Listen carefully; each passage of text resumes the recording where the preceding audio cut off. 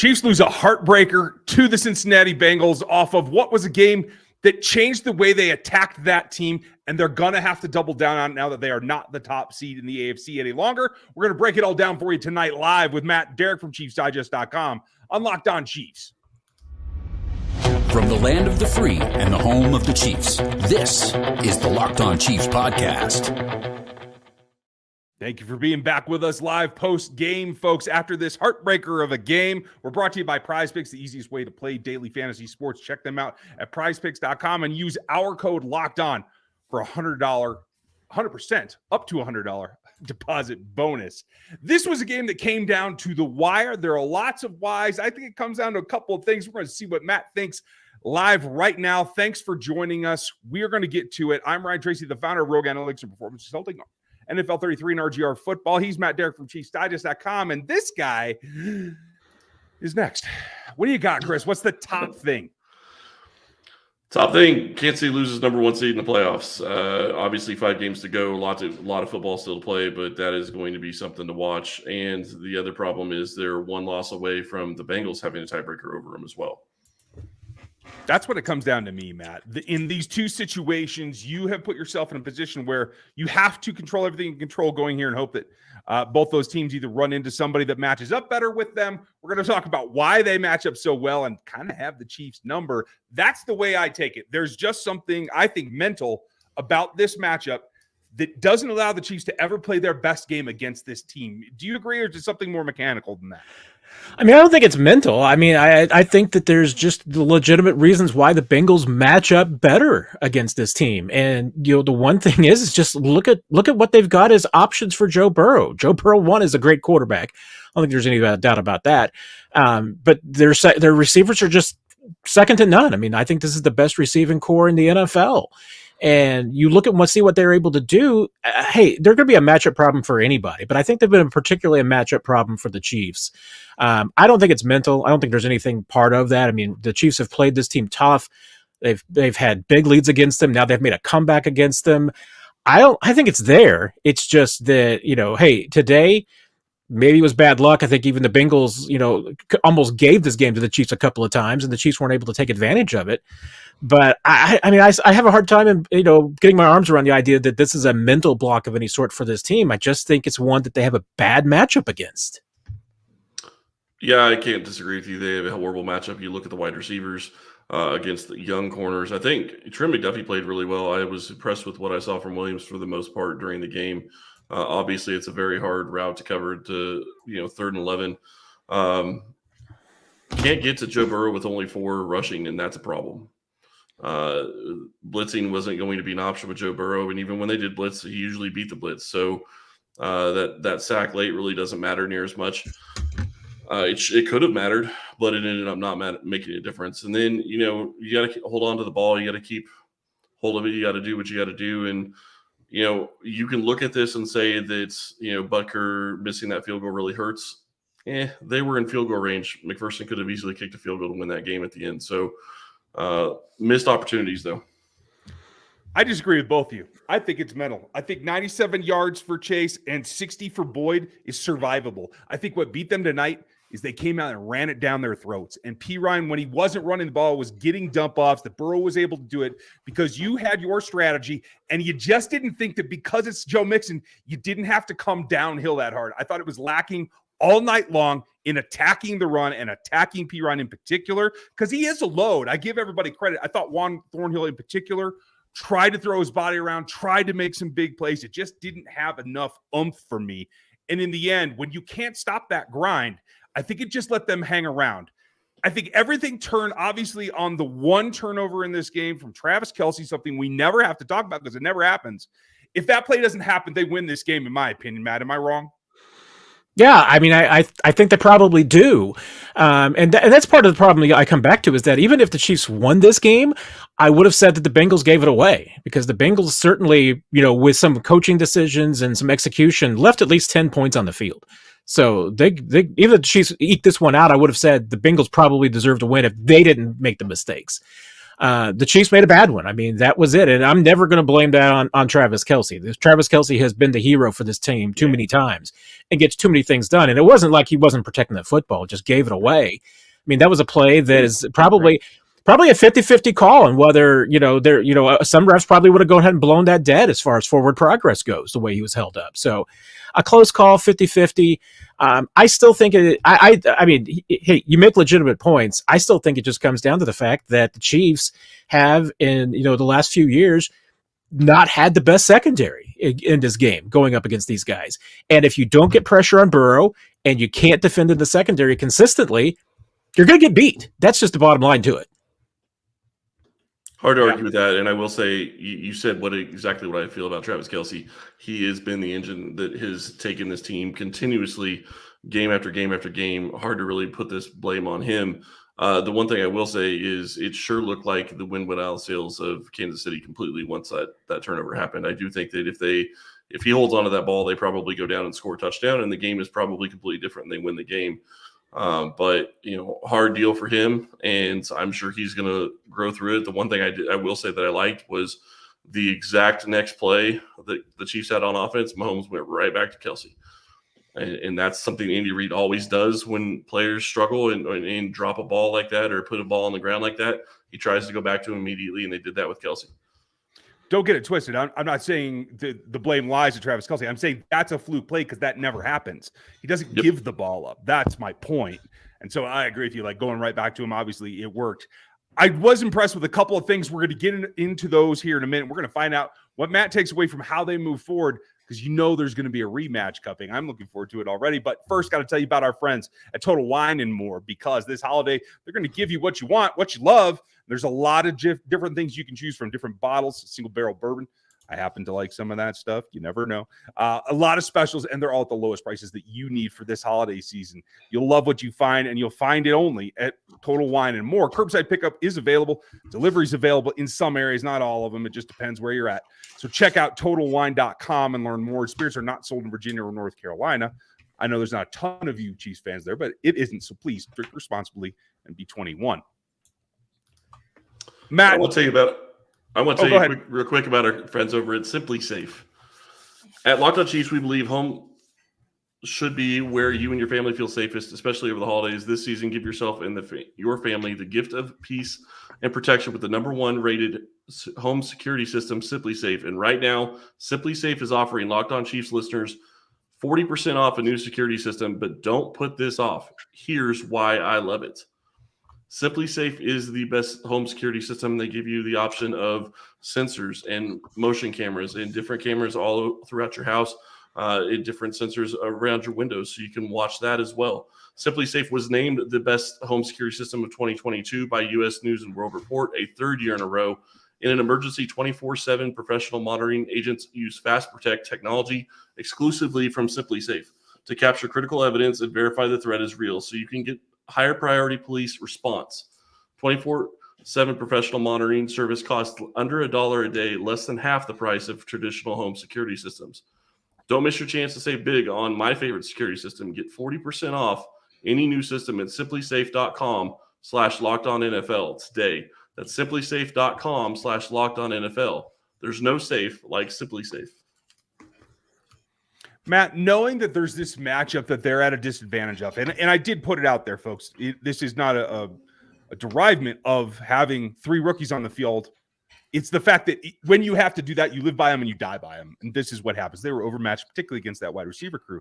But going into the game, knowing that, making offensive adjustments, knowing that you're going to have to put up those points, you're going to have to stay on point in terms of your possessions and what you do with them. How did you feel about the game plan they came out with? I mean, I don't have a lot to nitpick in a lot of different areas. I mean, on the one side, I can put the blame on this loss on just about anybody on the team. I mean, when you have a loss like this, you can almost do that. I mean, you can say, hey, if Mahomes makes one more play, if the offensive line protects a little bit better, if the defensive line gets there, I mean, it's 27-24, it's going to come down to one play. I thought, for the secondary in particular, though, I was pretty impressed with the way that they at least went toe-to-toe and stood up to the Bengals. I mean, this was still a setting aside the loss, a good effort from this defense. I mean, you hold the Bengals to 27 points. You kind of hope your offense is going to be good enough. I mean, this was kind of probably the extreme range of saying a good job by the defense, because you do give up 27 points, you do lose the game. But I saw some evidence, at least, that Trent McDuffie, Jalen Watson, Joshua Williams in particular, those guys were at least, standing up to the Bengals. They weren't backing down. They were getting in there. They had some losses. They had some wins. They still got back in there and kind of at least put their nose back into the fight a little bit. I didn't see them intimidated. And that's a good sign, I think, for the future, that this is something that group can learn from.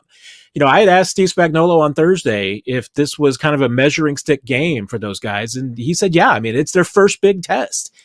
They're going to get more. So I say take the positives from this game, that there was a lot of groundwork laid for that secondary that I think that they can improve upon. Doesn't mean you can't be bitter over this loss and disappointed, but I think there was some growing pains that they're going to go through that's going to make them better on the other end. And I'm just going to say this now. I think if Kansas City has Joe Thuney in this game, I think they win. I'm just watching the pressure that came through that left guard spot. I know Alec Reddy has played well at times for Kansas City. I didn't think this was one of his good games. They seem to be attacking him and attacking him regularly. If Thuney's able to play and he's close to 100%, I think they win this game because Mahomes has the ability to step up in the pocket, which he didn't have today. Yeah. I'll tell you, I was actually really happy with the game plan. I felt like they chose to do what they did well on both sides of the ball. Obviously, they finished the first half with one more yard running than they do passing. And I thought that was due to the efficiency of the run game in the first half. It did slow down as the game wore on.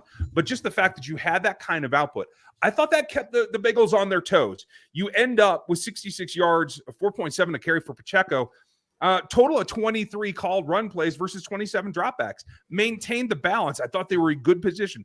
I thought Spags, when he backed off into the zone there in the second half, I felt like that was a sign of maturity, helping those DBs out. So I can't really take anything away from the coaching staffs. There's a couple of missed tackles or a couple of blown assignments, a couple of really nice plays on the Bengals' part.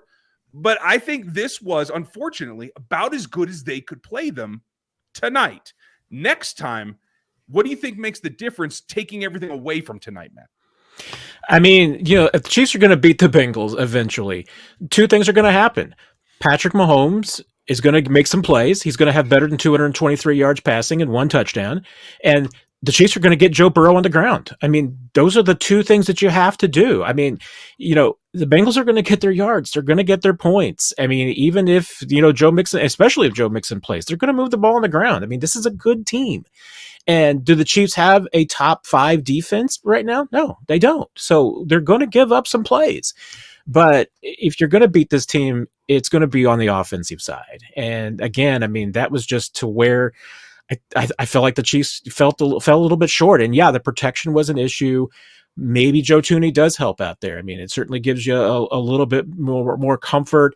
It lets you, probably help out a little bit in some different places and structure things a little bit differently as far as how you go about trying to protect Mahomes a little bit. But, I have a hard time even putting this completely on Mahomes because I felt like he played a pretty good game. He doesn't turn the football over.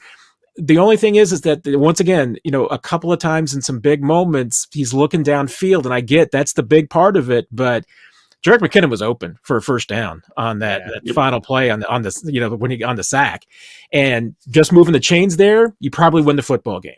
But now I was listening to Andy Reid. He noted Mahomes was the only injury that he noted after the game. He said his foot was hurt on that play, but he thinks he's going to be okay. Okay. And the other thing I will say is you start looking at this Chiefs offense, and I think that they can continue to get better. You're going to get McCole Hardman back the next time that you play the Bengals, so I think that's going to help. Sky Moore is going to have some more experience, and I think that's going to help. But I would also argue that I think the defense is going to be better as long as they stay healthy. These young guys are getting better every single game. And you give them another 5 or 6 games before they play the Bengals again, which is at least what they're going to have more than likely. Based on playoff scenarios, that Chiefs have 5 games left in the regular season, and then they would play Cincinnati, probably not the first week, maybe the second or third week. I think the rookies are going to be playing better the second time around. Yeah, I think so. And I still have the expectation, frankly, that the Chiefs are going to be the number one seed and not have to play in that first round. Because remember, I mean, Buffalo's got a pretty tough schedule down the stretch. I mean, they play the Jets, they play the Patriots, and guess who? They also play the Bengals. So one of these teams is going to get a loss, And Miami too. And Miami as well. The Bengals, I mean, they've got a tough schedule. They've got the Browns, the Bucs, the Patriots, the Ravens. We'll see what the Ravens are, Lamar's injury and all, but they've got, I think, even maybe a tougher schedule than the Bills do. The Chiefs have the easiest schedule of the three. Mm-hmm. And honestly, I mean, the Chiefs, the expectation should be that they're going to be double-digit favorites in most, if not every game the rest of the way. So the Chiefs should absolutely clean up. I still expect that they are going to be the number one seed just based on the schedule of these two teams. The road gets tougher. You have very little margin for error now, but this game doesn't change that. I mean, I think the Chiefs entered the game as having a case to be one of the best teams in the league, maybe the best team. They can't make that case now, but I think they can still make the case as being one of the top 3 or 4 teams in the league. Sure, and that's striking distance, and that's what comes down to. Now, I had this game a 3-point game like it was, but I had the Chiefs having scored one more touchdown to get to there. That's all right. But when it comes down to it, it's about how they got it. And I've been saving this rant, and I'm not going to get it in before this next break. We're going to go there next because this is what did it for me and why I started the show the way that I did. I'm fed up, and Matt's going to talk me off the ledge. Maybe. I don't know. First, a word from our friends at PrizePicks, because if you, like me, took the over, you lost twice on this ball game. It was 296 for Joe Burrow. It was 305 for Patrick Mahomes.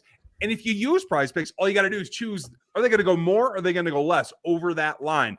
Neither quarterback hit it today. So if you took the under on both, you're feeling pretty good about it. This is daily fantasy sports at its best. You don't have to do lineups or go head to head. It's just you against the predictions. What do you think is going to happen? It's easy, it's fast, it's quick, and it's safe in 30 states and Canada. All you got to do is go to prizepicks.com or go to any app store and download PrizePicks. Use our code LOCKED ON, and you get a 100% bonus on up to $100. So you put 100 in, you get 100. You put 1,000 in, you get 100. It's pretty consistent that way. So go to prizepicks.com and use our code LOCKED ON right now.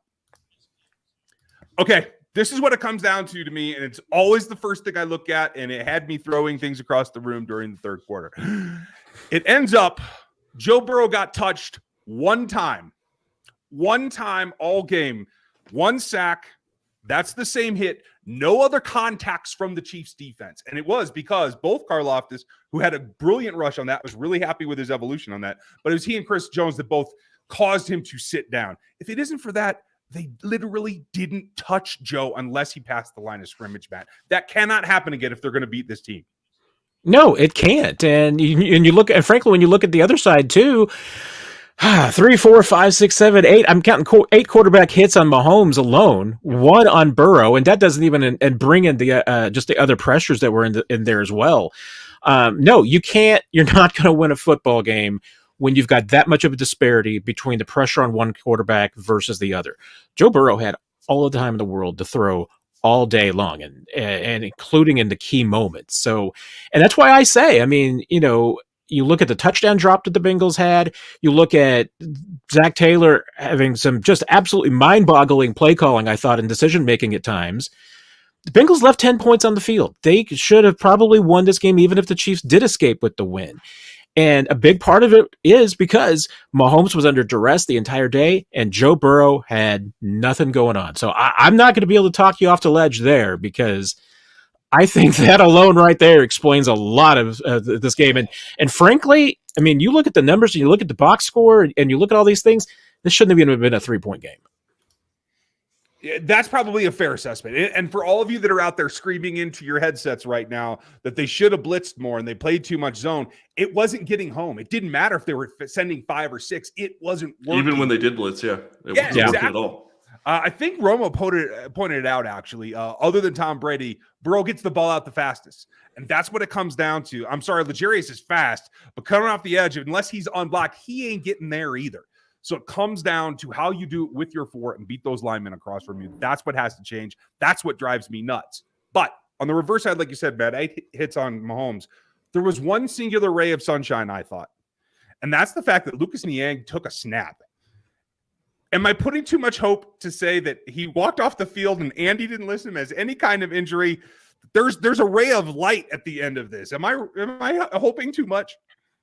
You're probably hoping too much because I'm still not sold that even if Lucas is ready to go right now and back enough from the injury that he's going to be a significant upgrade from what you had on the offensive line at this point. I mean, we will see. Maybe that opportunity will come down the road for him. I'm just not sold that it's there yet. Fair enough. A lot of questions when you start looking at pass rush, and Ryan, I understand why you went on that rant. Crazy thing is Kansas City was doing great at getting sacks and getting pressure on QBs, and they just couldn't get it done this game. Whether or not Frank Clark's illness affected him today, we will never know, but you can't have games like this where you just can't hit a QB, and especially a game against a guy like Joe Burrow who has the weapons that he has on the other side of the ball. I mean, Jamar Chase is, I will say it, probably easily a top 5 wide receiver in the NFL, in my opinion. I think he is that good. I think he's a phenomenal player. And yes, he pushes off. And yes, I finally got to see him get called for one today. That was great. But he is a phenomenal wide receiver. You saw that one-handed catch on the sideline that didn't count. This is a team that's going to be very hard to beat because of the weapons they have around Joe Burrow. And if you can't get pressure, that is a big problem. And frankly, that one play that you talked about there, the one-handed catch along the sideline, I thought that was a good play by Trent McDuffie as far as, using the sideline as a defender and forcing him out of bounds. I mean, and that was something that the Chiefs didn't do against Jamar Chase last year at all. So the fact that you get little small wins there, that's why I'm encouraged by what the secondary did. And they're gonna improve and they're gonna get better from that. But I bring it down. This team is going to win behind its offense, and the offense had its moments today, but it just wasn't good enough to win. Yeah, 24 isn't enough. I think we've established that at this point. And I agree with you on not only Trent McDuffie, but Josh Williams as well. I was happy. Like you said, you're going to get beat, especially if you're a rookie and you haven't been in this situation. I don't care if you played Jamar Chase in college. He's relatively young as well. But until you're at this level in this spotlight and you do it, you don't necessarily have it all on lock. Williams popped up angry, and I love to see that. Don't let yourself get beat and be complacent about it. McDuffie is kind of let's call it a mellower personality from what I've seen. You may know better from being in the locker room with him, Matt, but I felt some steam coming off him, at least, if not fire. And I think that's the big takeaway for me is that they still have it, and they're not embarrassed to be out there and get beat. They want to get better. Yeah, I mean, these young corners in particular, I mean, they have all of the traits off the field that you want in these young guys. They're positive, they're optimistic, they're tough, they're energetic, they've got short memories. I mean, they're confident. They've got, I mean, everything that you need in a top corner, as far as the makeup goes, these guys have got it. So, I mean, I think those are all positive signs. I mean, I think that's a good reason why that, the Chiefs believe in this trio and why that there's a good chance that they can all develop into quality players. If anything, on the defensive side, I think the only disappointment today for me was I think that you could absolutely, if you're one of these rookies and one of those young corners, you can absolutely say, hey, I've never been in a game where I'm lining up against one of the receivers that are this good every single play, because Bengals have got that where even their number 3 guy is better than the 1 on some teams. They had a tough matchup every single day. It's the guys who have seen this offense before that I thought had some rough moments that were disappointing to me. I know Juan Thornhill had 10 tackles. He had a couple of missed tackles too that were tough. Nick Bolton had 16 tackles. It was a pretty good game, but there were a couple of moments where he looked like he was just a little hesitant or wasn't quite sure where he needed to be. You just have to play with more confidence and more aggression. And you talk about the tackling. Yeah, you got to get these guys down. And that's something the Chiefs have done pretty well this year. Today was probably one of their worst days that I think we've seen this season. One of my top notes is you have linebackers going high. I'm sorry, you have linebackers going low, trying to drag people down by their shoelaces, and you have safeties trying to go high. Like it was reversed. Everybody seemed to be out of sorts about the way they were supposed to attack this particular team. Sorry, Chris. No, you're good. I just want to say I kind of want to end this on an up note, and I want to say that it looks like Andy Reid and Patrick Mahomes have at least figured out this defense for the most part. And what I mean by that is, yes, they struggled a little bit in the first half, but you look at what they did in the second half. if Holmes does what he should have done and checks down to McKinnon, I agree with you, Matt, they probably win this game. If Kelsey doesn't fumble, they probably win this game. They went down and scored 14 points in the first 2 drives coming out of halftime. They scored a total of 6 points the last 2 games they played against the Bengals. Mahomes is playing a lot better against this type of defense, and he has figured it out to an extent. I'm not saying he is going to be able to do everything by himself, but it is a positive sign that they were able to score 14 points in the third quarter. Yes, they need to get more done in the fourth, but with the turnover and with that missed field goal, I mean, you left points on the board.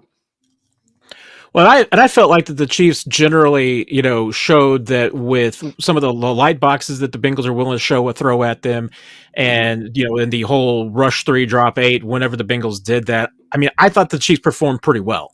I didn't think that was a problem. I mean, again, if anything, really the only problem today was just the pass protection. But yeah, I mean, you look at the positives. I think the Chiefs showed that they've got an answer for this Bengals defense. It's there. The only thing you have to do is protect the quarterback better, and you do that, and I think they're there. Yeah, and Pacheco's third and four touchdown run, I think, shows they're willing to run the ball, even in those situations where you expect Kansas City to pass, and that is a very good sign going forward. Mahomes has seen what was there on the field, and he ran the ball. I think that's a great sign. Well, the Chiefs ran the ball on the ground very effectively today. I think that's a positive sign. You've got 2 sacks in 2 games for George Karlaftis. I think that's a great sign for him coming along. There are reasons, there's glimmers of hope. I don't want to give Chiefs fans a little hope here. There are good things to take out of this game. I mean, I probably sound Mr. Negative Nelly since I'm sounding like I think that him saying the Bengals should have won this game regardless. But there was a gleam. There were moments in this game that I think are positives to take away. And I mean, I'm Mr. Naive. I'm probably Mr. Optimistic on this team. I still think the next time, the Chiefs are going to get them eventually, especially if it's at home. I'll tell you what, too, like big improvements, right? You ran the ball better. You defended better. You protect better, and that's the third area of the triangle that you can get better at. And I think that all comes, not to mention the young guys getting better as they go on. So, yes, folks, it's still lost, but it's progress. And I think if it's a postseason matchup, we're going to see what happens next, and I think that's going to come out positively. So if you would like sub and hit the bell for Matt and Derek, as for this channel, we would appreciate it. And we will leave on a positive note that, yes, there's another game next week, and it ain't against the Bengals. So I think we're going to be all right. So you guys have a good week. Thanks for being here live with us. We will be back tomorrow. Matt will be back on Wednesday, and we'll break all this down as they try to flip the switch, see if we get Tony or Tooney back. I'm going to have to say that 10 times fast. But there's a lot coming back and a lot to look forward to. We'll have it all for you all week long here on Locked On Chiefs. Have a good one.